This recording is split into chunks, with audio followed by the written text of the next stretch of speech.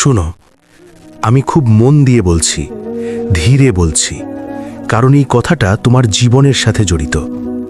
তুমি গুনাহ করো, হয়তো বারবার করো, তারপর নিজের ভেতরেই নিজেকে ধাক্কা দাও।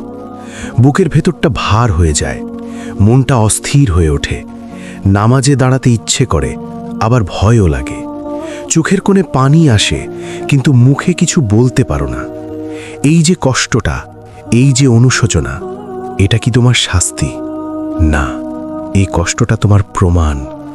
অনেকে ভাবে আমি যেহেতু গুনাহ করেছি আমি শেষ, কিন্তু সত্যটা হলো শেষ মানুষ কখনো কষ্ট পায় না। যার হৃদয় মরে গেছে সে গুনাহ করে হাসে, সে নিজের পাপকে সুন্দর নাম দেয়, সে বলে এটা এখন স্বাভাবিক। কিন্তু তুমি পারছো না, তুমি নিজের গুনাহকে স্বাভাবিক বলতে পারছো না। এই অস্বস্তি, এই ভিতরের আগুন, এই না পারা, এটাই প্রমাণ করে তোমার হৃদয় এখনো জীবিত। আল্লাহ তাআলা কোরআনে মানুষের এই অন্তরের অবস্থার কথা বলেছেন। সূরা আশ-শামস ৮ নম্বর আয়াতে বলা হয়েছে, অতঃপর তিনি তাকে তার পাপাচার ও তাকওয়ার জ্ঞান দান করেছেন। মানে কি? মানে আল্লাহ তোমার ভেতরে একটা বিবেক বসিয়ে দিয়েছেন, একটা আলো দিয়েছেন, যেটা ভালো আর খারাপ আলাদা করে চিনতে পারে। তুমি যখন গুনাহ করো এই আলোটা নিভে যায় না, বরং কাঁদে। এই কান্নাটাকেই তুমি অনুশোচনা বলছো।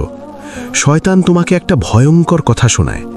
সে বলে, এত গুনাহের পরও অনুশোচনা, এটা তো হিপোক্রেসি। না, একদম না। হিপোক্রেসি হলো ভুল করেও শান্ত থাকা, ভুল করেও নিজেকে ঠিক ভাবা। কিন্তু তুমি শান্ত নও, তুমি ভাঙছ, তুমি নিজেকে দোষ দিচ্ছ। এই ভাঙাটাই তোমার আশার দরজা। একটা কথা খুব পরিষ্কার করে বলি, ঈমান মানে নিখুঁত হওয়া না, ঈমান মানে ফিরে আসার ক্ষমতা থাকা। আল্লাহ এমন মানুষদের নিয়েই কথা বলেছেন যারা পড়ে যায় কিন্তু হার মানে না। সূরা আলে ইমরান ১৩৫ নম্বর আয়াতে বলা হয়েছে, আর তারা যখন কোনো অশ্লীল কাজ করে বা নিজেদের প্রতি জুলুম করে, তখন আল্লাহকে স্মরণ করে এবং নিজেদের গুনাহের জন্য ক্ষমা প্রার্থনা করে। দেখো আয়াতটা কি বলছে? আল্লাহ বলছেন না যারা গুনাহ করে না, বলছেন যারা গুনাহ করার পর আল্লাহকে স্মরণ করে।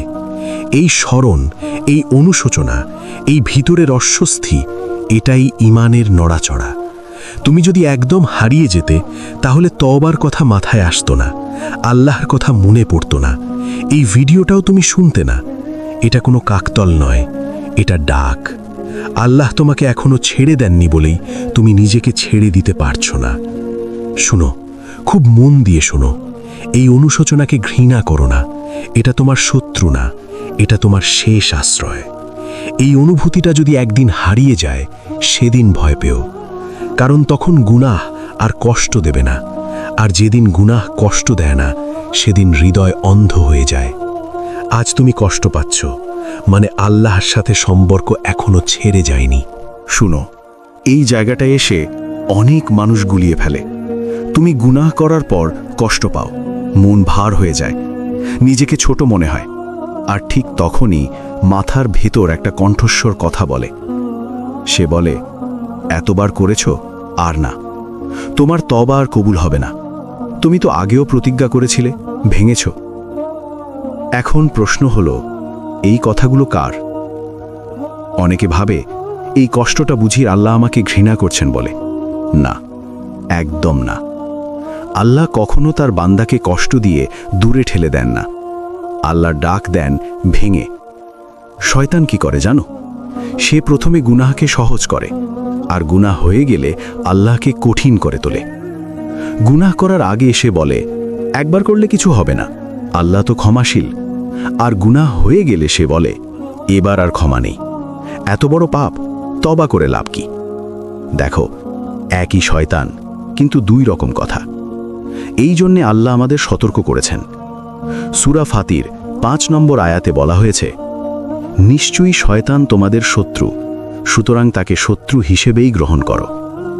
শত্রু কখনো তোমাকে আশার পথে নেয় না। শত্রু সব সময় চায় তুমি যেন ভেঙে পড়ো, তুমি যেন আশা ছেড়ে দাও, তুমি যেন আর ফিরে না আসো। এখন খুব গুরুত্বপূর্ণ একটা পার্থক্য বুঝো। অনুশোচনা তোমাকে আল্লাহর দিকে টানে, হতাশা তোমাকে আল্লাহ থেকে দূরে ঠেলে দেয়। অনুশোচনা বলে আমি ভুল করেছি, হতাশা বলে আমি আর ঠিক হতে পারবো না। অনুশোচনা বলে আমি আবার উঠব, হতাশা বলে থাক সব শেষ। এই দুইটার উৎস এক না। আল্লাহ অনুশোচনা দেন যাতে তুমি ফিরে আসো, শয়তান হতাশা দেয় যাতে তুমি আর কখনো না আসো। এই জন্যে কুরআনে আল্লাহ খুব স্পষ্ট ভাষায় বলেছেন। সূরা জুমার 53 নম্বর আয়াতে বলা হয়েছে, হে আমার বান্দাগণ, যারা নিজেদের প্রতি জুলুম করেছ, তোমরা আল্লাহর রহমত থেকে নিরাশ হয় না। খেয়াল করো, এই আয়াতটা কাদের জন্য? নিষ্পাপদের জন্য না, ফেরেশতাদের জন্য না। যারা নিজেদের প্রতি জুলুম করেছ, এই ডাকটা তোমার জন্য। আল্লাহ নিজেই বলছেন নিরাশ হওয়া হারাম। তাহলে যে কণ্ঠস্বর তোমাকে বলে তোমার আর আশা নেই, সে কি আল্লাহর হতে পারে? না, কখনোই না। একটা কথা খুব পরিষ্কার করে বলি, অনুশোচনা ঈমানের লক্ষণ, হতাশা শয়তানের ফাঁদ। অনেকে বলে আমি তো অনুশোচনার মধ্যেই ডুবে থাকি। তুমি একটু ভেবে দেখো, তুমি কি আল্লাহকে ডাকতে চাইছো নাকি নিজেকে শেষ ঘোষণা দিচ্ছ? কারণ ডাক আর ধ্বংস এক না। নবী রাসূলদের জীবন দেখো, তারা গুনাহের পর কি করতেন? তারা পালিয়ে যেতেন না, তারা লুকাতেন না, তারা আল্লাহর দিকে ছুটে যেতেন। এই দৌড়টাই ঈমান। তুমি যখন গুনাহের পরও বলো ইয়া আল্লাহ, তখন তুমি হেরে যাওনি। শয়তান তখন কাঁপে, কারণ সে জানে যে মানুষ এখনো আল্লাহকে ডাকে, সে মানুষ একদিন বদলাবেই। শুনো, এই অনুশোচনাকে নষ্ট করো না, এটাকে হতাশায় পরিণত হতে দিও না। আজ যদি তুমি ভাবো আমি খুব খারাপ, তাহলে এখানেই থেমে যেও না। এরপর বলো কিন্তু আমার রব খুব মহান। এই দুটো বাক্য একসাথে বলতে পারলেই তুমি নিরাপদ। তওবা করতে ইচ্ছে হওয়া, এটা কার ডাক? চলো এটা নিয়ে একটু কথা বলা যাক। গুনাহ করার পর একটা অদ্ভুত অনুভূতি আসে। তুমি হয়তো ঠিক ভাষায় বোঝাতে পারো না, কিন্তু মনে হয় ইস, যদি আগের অবস্থায় ফিরে যেতে পারতাম, যদি আল্লাহর সামনে আবার দাঁড়াতে পারতাম। এই ইচ্ছেটা কোথা থেকে আসে? তুমি কি নিজে নিজে এটা বানাও, নাকি এটা হঠাৎ তোমার ভেতরে জেগে ওঠে? সত্যটা হলো, মানুষ নিজের ইচ্ছায় আল্লাহর দিকে ফিরতে পারে না যদি আল্লাহ নিজে তাকে ডাক না দেন। এই কথাটা ভারী কিন্তু বাস্তব। অনেকে ভাবে আমি নিজেই তওবা করতে চাইছি। না, তুমি চাইছো কারণ আগে ডাকা হয়েছে। আল্লাহ কুরআনে খুব স্পষ্ট করে এই রহস্যটা খুলে দিয়েছেন। সূরা নূর 31 নম্বর আয়াতে বলা হয়েছে, আর তোমরা সবাই আল্লাহর দিকে তওবা করো হে মুমিনগণ, যাতে তোমরা সফল কাম হতে পারো। খেয়াল করো, আল্লাহ আদেশ দিচ্ছেন, মানে তওবার দরজাটা খোলা আছে বলেই এই ডাক।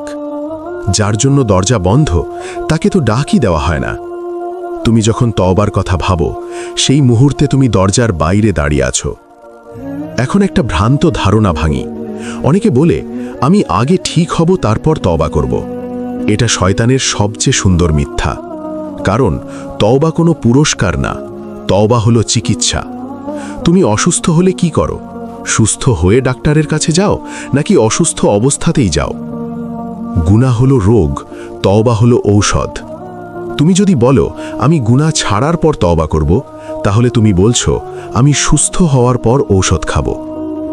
এই জন্য আল্লাহ বারবার ডাক দেন। সূরা হুদ 3 নম্বর আয়াতে বলা হয়েছে, তোমরা তোমাদের রবের কাছে ক্ষমা প্রার্থনা করো, তারপর তার দিকে ফিরে আসো। দেখো আয়াতটা কতটা মমত্বময়। আল্লাহ বলছেন না আগে নিখুঁত হও, বলছেন ফিরে আসো। ফিরে আসার মানেই এই না যে তুমি আর কখনো পড়বে না। ফিরে আসার মানে তুমি দিকটা বদলাচ্ছ।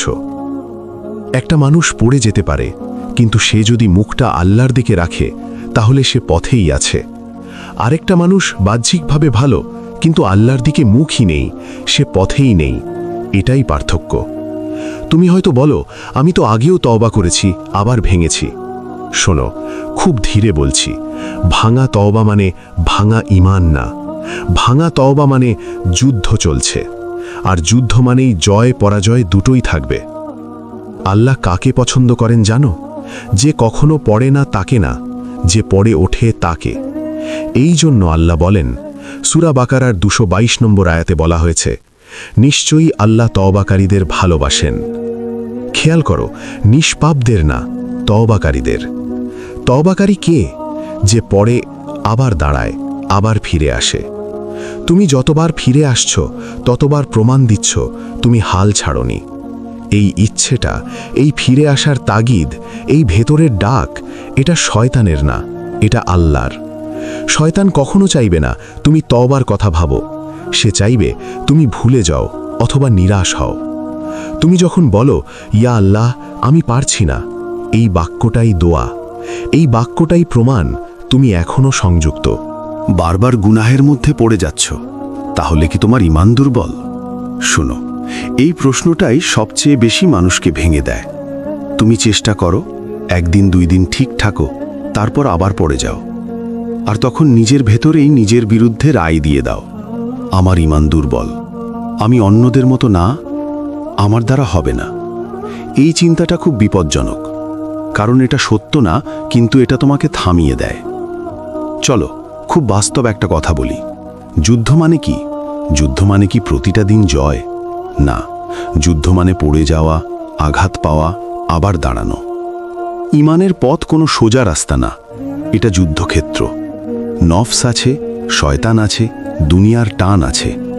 যদি বারবার পড়াই প্রমাণ হতো ঈমান দুর্বল, তাহলে সবচেয়ে বড় পরীক্ষাগুলো কাদের আসত? আল্লাহ কাকে পরীক্ষা দেন? যাদের তিনি ঘৃণা করেন তাদের? না, যাদের তিনি প্রস্তুত করছেন তাদের। এই বাস্তবতা আল্লাহ নিজেই আমাদের বুঝিয়েছেন। সূরা আনকাবুত 26 নম্বর আয়াতে বলা হয়েছে, আর যারা আমার পথে সংগ্রাম করে আমি অবশ্যই তাদেরকে আমার পথসমূহে পরিচালিত করব। খেয়াল করো, আল্লাহ বলেননি যারা কখনো পড়ে না, বলেছেন যারা সংগ্রাম করে। সংগ্রাম মানে কি? সংগ্রাম মানে টানা পড়েন, সংগ্রাম মানে হার আর জয়ের মাঝখানে থাকা। তুমি যদি সংগ্রামেই না থাকতে, তাহলে এই ভিডিও সিরিজ তোমার কাছে পৌঁছতো না। আরেকটা জিনিস খুব পরিষ্কার বুঝো, দুর্বল ঈমান মানুষকে আল্লাহর থেকে দূরে নিয়ে যায়, জীবিত ঈমান মানুষকে আল্লাহর কাছে টেনে আনে। তুমি পড়ে যাচ্ছ, কিন্তু আল্লাহর দিকেই তাকিয়ে আছো, এটাই পার্থক্য। অনেকে বাহ্যিকভাবে খুব ধার্মিক, কিন্তু তাদের ভেতরে কোনো লড়াই নেই, কারণ তারা আগেই আত্মসমর্পণ করেছে। তুমি আত্মসমর্পণ করনি, তুমি যুদ্ধ করছো। এই যুদ্ধের ক্লান্তিটাকেই তুমি ভুল করে দুর্বল ঈমান ভাবছ। আল্লাহ মানুষের সামর্থ্যের বাইরে কিছু চাপান না। সূরা আল বাকারা 286 নম্বর আয়াতে বলা হয়েছে, আল্লাহ কাউকেই তার সাধ্যের বাইরে দায়িত্ব দেন না। তুমি যদি একেবারেই অযোগ্য হতে, তাহলে এই লড়াইটাই তোমার উপর আসতো না। তুমি যে কষ্ট পাচ্ছ, তুমি যে নিজের সাথে যুদ্ধ করছো, এটাই প্রমাণ আল্লাহ জানেন তুমি পারো। আরেকটা ভুল ধারণা ভাঙি। অনেকে ভাবে ঈমান শক্ত হলে আর গুনাহ হতো না। এটা বাস্তবতা না। ঈমান শক্ত হলে কি হয় জানো? গুনাহের পর দাঁড়াতে সময় কম লাগে, ফিরে আসার ইচ্ছে দ্রুত আসে, হাল ছেড়ে দেওয়ার আগে নিজেকে থামানো যায়। তুমি কি সেটা অনুভব করছো? করছো। তুমি আগের মতো শান্ত থাকতে পারছো না, তুমি আগের মতো অন্ধ না। এই পরিবর্তনটা হঠাৎ হয় না, এটা যুদ্ধের ফল। একটা মানুষ যদি পাহাড়ে উঠতে গিয়ে বারবার পড়ে, সে কি বলে আমি দুর্বল, উঠব না? নাকি বলে আমি পথটা শিখছি? ঈমানের পথন ঠিক তাই। পড়ে যাওয়া মানে পথ ছেড়ে দেওয়া না, পড়ে যাওয়া মানে শেখা। আল্লাহ সেই মানুষকে পছন্দ করেন যে পড়ে গিয়েও মুখ ঘোরায় না। তুমি এখনো মুখ ঘোরাওনি। এই জায়গাটায় শয়তান একটা শেষ চাল দেয়। সে বলে, এত লড়াই কেন, ছেড়ে দাও। কিন্তু তুমি যদি ছেড়ে দিতে, তাহলে এই কথাগুলো তোমার মনে আসতো না। এই ক্লান্তিটাই প্রমাণ তুমি এখনো লড়ছো। যদি তোমার মধ্যে এই অনুশোচনা থাকলে, আল্লাহ এখন তোমার কাছ থেকে কি চান? শোনো, এখন আমরা খুব গুরুত্বপূর্ণ জায়গায় এসে দাঁড়িয়েছি। এতক্ষণ তুমি বুঝেছ, অনুশোচনা আছে মানে হৃদয় জীবিত, তওবার ইচ্ছা আছে মানে ডাক এসেছে, বারবার পড়ে যাওয়া মানে যুদ্ধ চলছে। এখন প্রশ্ন একটাই, আল্লাহ এখন তোমার কাছ থেকে কি চান? অনেকে ভাবে, আল্লাহ বুঝি চান আমি একদম নিখুঁত হয়ে যাই, আল্লাহ চান আমি আর কখনো ভুল না করি। না, আল্লাহ এমন কিছু চান না যেটা মানুষের সাধ্যের বাইরে। আল্লাহ যা চান সেটা খুব বাস্তব, খুব মানবিক। আল্লাহ চান তুমি যেন পালিয়ে না যাও।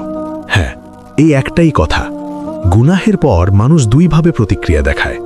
একদল বলে আমি খারাপ, আমি দূরে থাকি। আরেক দল বলে আমি খারাপ, তাই আমাকে আল্লাহর কাছে যেতে হবে। এই দুই দলের পার্থক্যটাই সবকিছু বদলে দেয়। আল্লাহ দ্বিতীয় দলটাকেই ডাকেন। এই জন্য কোরআনে আল্লাহ এমন মানুষদের বৈশিষ্ট্য বলেছেন। সূরা রাদ 22 নম্বর আয়াতে বলা হয়েছে, আর তারা তাদের রবের সন্তুষ্টির জন্য ধৈর্য ধারণ করে, সালাত কায়েম করে, আমি তাদেরকে যে রিজিক দিয়েছি তা গোপনে ও প্রকাশ্যে ব্যয় করে এবং মন্দের বদলে ভালো দ্বারা প্রতিহত করে। খেয়াল করো, এরা ফেরেশতা না, এরা মানুষ। তাদের কষ্ট আছে, সংগ্রাম আছে, কিন্তু তারা দিক বদলায় না। আল্লাহ তোমার কাছ থেকে এখন যা চান তা হলো একটা দিক নির্দেশিত চেষ্টা, পারফেক্ট ফলাফল না, সৎ চেষ্টা। অনেক মানুষ ভাবে আমি পুরোটা একসাথে ঠিক করব। এই চিন্তাটাই মানুষকে ভেঙে দেয়। আল্লাহ একসাথে সব চান না। আল্লাহ চান আজ তুমি যেন এক কদম নাও, একটা গুনাহ কমাও, একটা নামাজ ধরে রাখো, একটা দোয়া ছাড়ো না। এই ছোট ছোট পদক্ষেপই আল্লাহর কাছে বড়, কারণ এটা দেখায় তুমি হাল ছাড়োনি। আল্লাহ কোরআনে এই মানসিকতাকেই প্রশংসা করেছেন। সূরা জিলজাল 7 নম্বর আয়াতে বলা হয়েছে, অতঃপর যে অণু পরিমাণ সৎকর্ম করে সে তা দেখতে পাবে। একটা অণু মানে খুব ছোট, কিন্তু আল্লাহ সেটাকেও হিসেব করেন। তুমি ভাবছো আমি তো এখনো অনেক গুনাহে আটকে আছি। ঠিক আছে, কিন্তু তুমি কি পুরোপুরি থেমে গেছো? না। তুমি কি আল্লাহকে ডাকা বন্ধ করে দিয়েছ? না, তাহলেই চলবে। আরেকটা কথা খুব গুরুত্বপূর্ণ, অনুশোচনা থাকলে আল্লাহ চান তুমি যেন এটাকে অজুহাত বানিয়ে বসে না থাকো। অনুশোচনা যদি তোমাকে শুধু কাঁদায় কিন্তু নড়ায় না, তাহলে সেটা ধীরে ধীরে হতাশায় বদলে যায়। কিন্তু অনুশোচনা যদি তোমাকে একটুও নড়ায়, তাহলে সেটা ইবাদত হয়ে যায়। একটু আগে নামাজে দাঁড়ানো, একটু আগে ফোন বন্ধ করা, একটু আগে ভুল জায়গা থেকে সরে আসা, এই একটুগুলোর যোগফলেই জীবন বদলায়। আল্লাহ হঠাৎ জীবন বদলাতে বলেন না। আল্লাহ বলেন ফিরে আসো, আমি পথ দেখাবো। এই জন্য আল্লাহ বলেন, সূরা তাকাবুন 16 নম্বর আয়াতে বলা হয়েছে, অতঃপর তোমরা আল্লাহকে ভয় করো যতটুকু তোমরা সক্ষম। খেয়াল করো, যতটুকু সক্ষম মানে আল্লাহ জানেন তুমি কতটা পারো। তিনি অসম্ভব দাবি করেন না, তিনি সত্যিকারের চেষ্টা চান। তুমি আজ যেটুকু পারো সেটুকু দাও, আগামীকাল আরেকটু বাড়বে। এভাবেই ঈমান শক্ত হয়। শোনো, আল্লাহ এখন তোমার কাছ থেকে চান না তুমি নিজেকে ঘৃণা করো। আল্লাহ চান তুমি তার উপর ভরসা রাখো। নিজেকে ঘৃণা করা সহজ, আল্লাহর উপর ভরসা রাখা কঠিন, কিন্তু কঠিনটাই ঈমান। এই অনুশোচনাকে শক্তিতে বদলাও, নইলে এটা একদিন হারিয়ে যাবে। শুনো, এখন আমি খুব সিরিয়াস একটা কথা বলতে চাই। কথাটা কঠিন কিন্তু দরকারি। আজ তুমি অনুশোচনা অনুভব করছো। আজ গুনাহের পর তোমার বুক ভার হয়ে যায়। আজ আল্লাহর কথা মনে পড়লে চোখ ভিজে ওঠে। কিন্তু জানো, এই অনুভূতিটা চিরস্থায়ী না। হ্যাঁ, এই অনুশোচনাও একদিন হারিয়ে যেতে পারে। মানুষ ভাবে আমি তো খারাপ কাজ করেও কষ্ট পাই, আমি নিরাপদ। না, নিরাপদ তখনই যখন এই কষ্টটা তোমাকে নড়ায়। কিন্তু যদি এই অনুশোচনা শুধু অনুভূতিতে আটকে থাকে, যদি এটা কোনো সিদ্ধান্তে না যায়, তাহলে ধীরে ধীরে কি হয় জানো? হৃদয় অভ্যস্ত হয়ে যায়। যেটা একদিন কাঁদাতো সেটা একদিন আর কাঁদায় না। প্রথমে তুমি বলো শেষবার, তারপর বলো আরেকটু সময়, তারপর একদিন দেখো মন আর কথা বলছে না। এটাই সবচেয়ে ভয়ঙ্কর জায়গা। কারণ গুনাহ মানুষকে ধ্বংস করে না, প্রথমে অনুশোচনা হারিয়ে ফেলা মানুষকে ধ্বংস করে। এই ব্যাপারে আল্লাহ কুরআনে খুব গভীর সতর্কতা দিয়েছেন। সূরা হাদিদ 16 নম্বর আয়াতে বলা হয়েছে, মুমিনদের জন্য কি সময় আসেনি যে তাদের হৃদয়ে আল্লাহর শ্রবণে এবং যে সত্য নাজিল হয়েছে তার জন্য বিনীত হবে?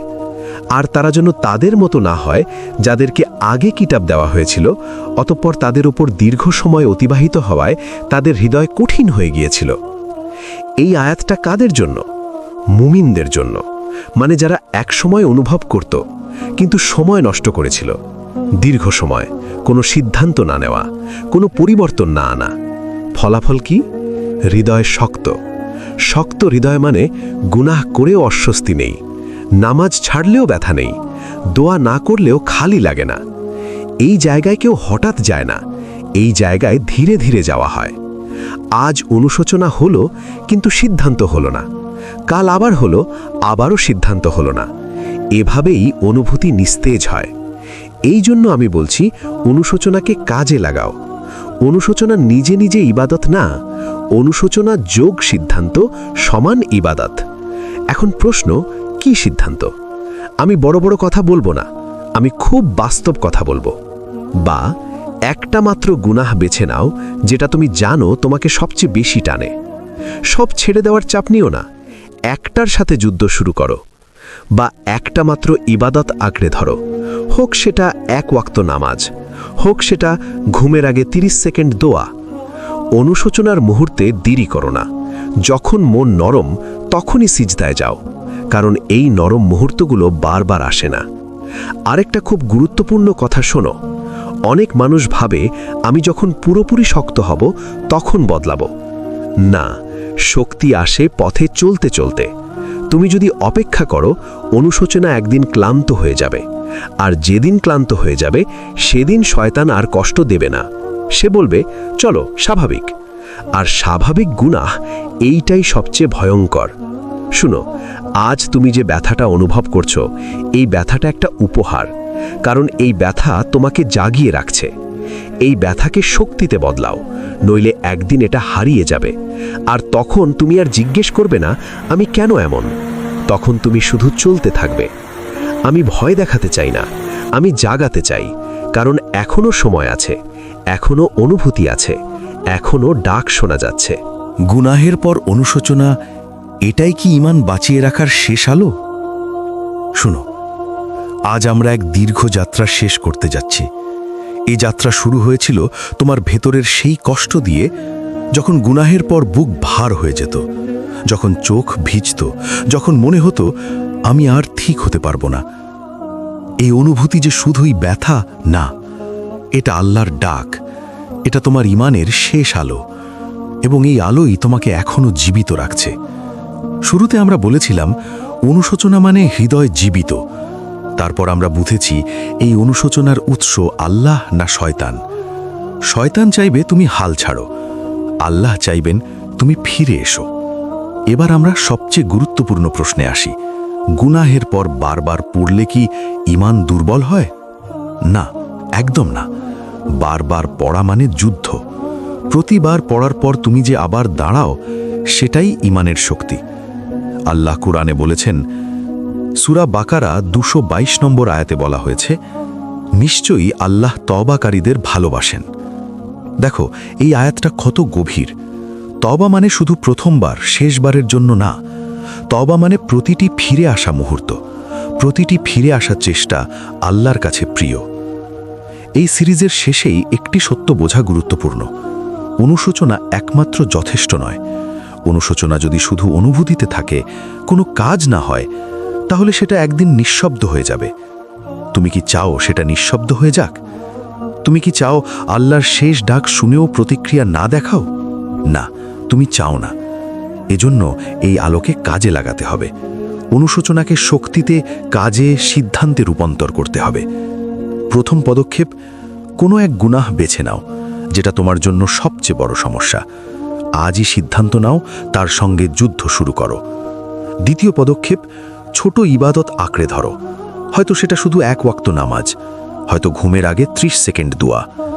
ছোট পদক্ষেপগুলো আল্লাহর কাছে বড়, এগুলো তোমাকে ধরে রাখবে।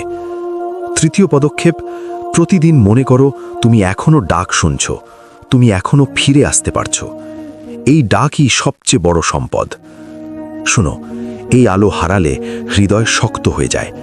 পরে আর কোনো কষ্ট বা অনুশোচনা আসে না, শুধু থাকে শূন্যতা। এই জন্য আল্লাহ কুরআনে সতর্ক করেছেন। সূরা কাহাফ 57 নম্বর আয়াতে বলা হয়েছে, যখন তারা উপদেশ স্মরণ করা থেকে বিমুখ হয়, তখন তাদের হৃদয়ের উপর পর্দা ঢেকে দেওয়া হয়। এই পর্দা মানে অনুশোচনা হারিয়ে যাওয়া, অন্ধত্ব, ভেতরের আলো নিভে যাওয়া। তুমি কি চাও সেই অবস্থায় পড়তে? আমি জানি তুমি চাও না। এখনই সময়, আজই সময়। এই মুহূর্তে যদি তুমি সিদ্ধান্ত নাও, আগামীকালও সময় থাকবে না, কারণ এই আলো প্রতিদিন শক্তিশালী হয় না। এই আলো আজ আছে বলেই তুমি এখন শুনছ। সুতরাং আজই বলো, ইয়া আল্লাহ, আমি ফিরে আসছি, আমি চেষ্টা করছি, আমি হাল ছাড়ছি না। এই সিদ্ধান্তই তোমার ঈমানকে বাঁচাবে, এই সিদ্ধান্তই তোমার হৃদয়কে শক্ত করবে, এই সিদ্ধান্ত অনুশোচনাকে শক্তিতে রূপান্তর করবে। শেষে আমি শুধু একটাই বলবো, অনুশোচনাকে শক্তিতে রূপান্তর করো, নফসের বিরুদ্ধে দাঁড়াও, আল্লাহর ডাক শোনো, আল্লাহর কাছে ফিরে আসো। এখন সময় তোমার হাতে। আজ যদি হাল ছাড়ো না, আল্লাহ তোমার সঙ্গে থাকবেন। এই সিরিজ শেষ হলো, কিন্তু বার্তা শেষ হলো না। যে বার্তা আমরা শিখেছি, অনুশোচনা হারিয়ে গেলে ঈমানও হারায়, অনুশোচনা কাজে লাগালে ঈমান শক্ত হয়। তুমি যদি এই ভিডিওতে কিছু শিখেছ, কিছু অনুভব করেছ, তাহলে এক্ষুনি একটা ছোট্ট পদক্ষেপ নাও। আর হ্যাঁ, এই কাজগুলো করতে গিয়ে অন্যদেরও শিখাও। এই ভিডিওটি লাইক করো, মনে মনে প্রতিজ্ঞা করো, নিচে কমেন্ট করো, লিখে রাখো আমি আজ ফিরে আসছি। আর নতুন পর্ব পেতে সাবস্ক্রাইব করো আমাদের চ্যানেল সিরাত আত-তাওহীদে। শুধু দেখো না, করো। শুধু শুনো না, অনুশোচনার শক্তিতে রূপান্তর করো। আল্লাহ তোমার সহায় হোক। আমিন।